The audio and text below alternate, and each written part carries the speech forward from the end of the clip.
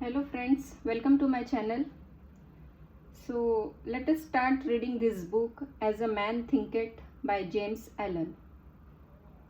Thought and Character. The aphorism, As a man thinketh in his heart, so is he. I'll read again. As a man thinketh in his heart, so is he. Not only embraces the whole of a man's being, but is so comprehensive as to reach out to every condition and circumstance of his life. A man is literally what he thinks, his character being the complete sum of all his thoughts. As the plant springs from and could not be without the seed, so every act of a man springs from the hidden seeds of thought and could not have appeared without them. This applies equally to those acts called spontaneous and unpremeditated as to those which are deliberately executed. Act is the blossom of thought, and joy and suffering are its fruits. Thus does a man garner in the sweet and bitter fruitage of his own husbandry. Thought in the mind hath made us. What we are by thought was wrought and built. If a man's mind hath evil thoughts, pain comes on him as comes the wheel the ox behind.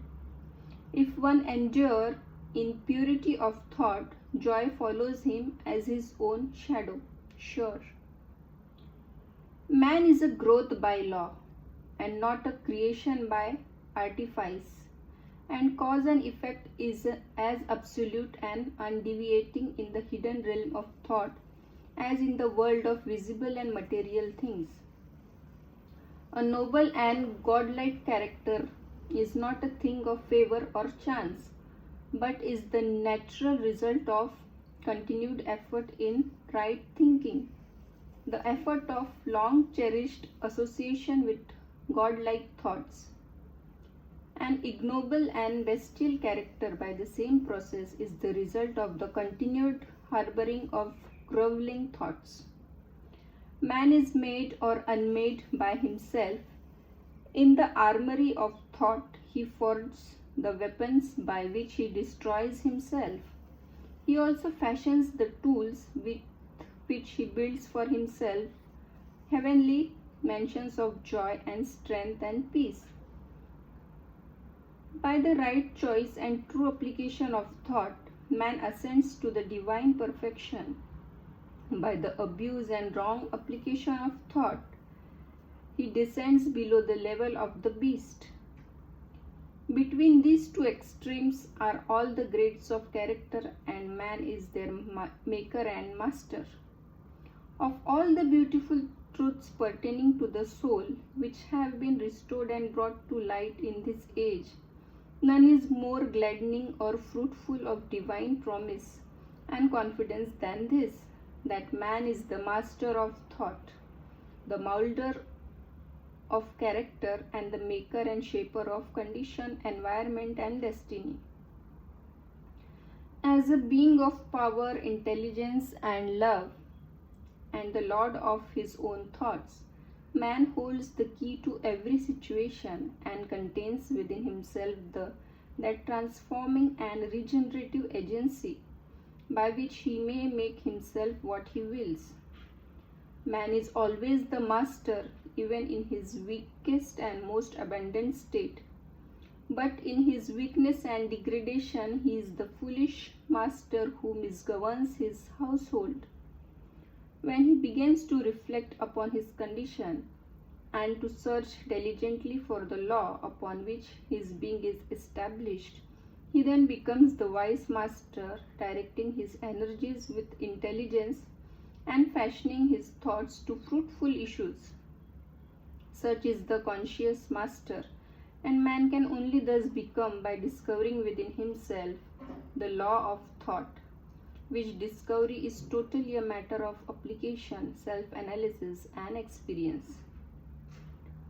Only by much searching and mining are gold and diamonds obtained, and man can find every truth connected with his being if he will dig deep into the mine of his soul, and that he is the maker of his character, the molder of his life, and the builder of his destiny. He may unerringly prove if he will watch, control, and alter his thoughts, tracing their effects upon himself, upon others, and upon his life and circumstances, linking cause and effect by patient practice and investigation, and utilizing his every experience, even to the most trivial everyday occurrence, as a means of obtaining that knowledge of himself which is understanding, wisdom, power.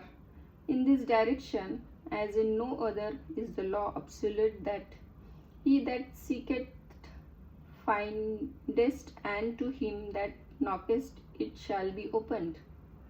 For only by patience, practice, and ceaseless importunity can a man enter the door of the temple of knowledge.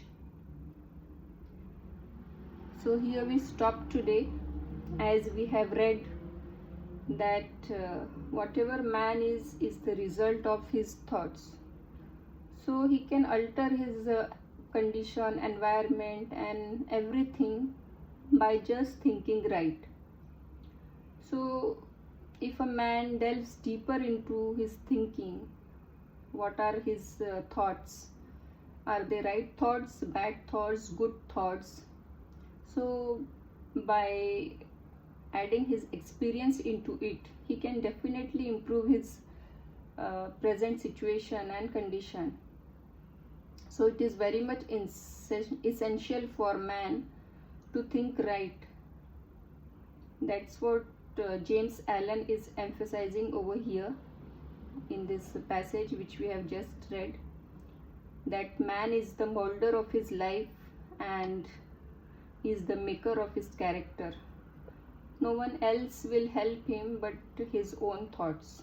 So it is very much essential for him to think right, and the doors of opportunity, doors of knowledge, doors of intelligence will open right in front of him. He must first understand what are his thoughts and ask the right questions. Why it happened? What is the root cause of every problem? So that he will get the solution accordingly. And that is what we have read today, and let us end today, and we shall continue reading in the next session. Thank you.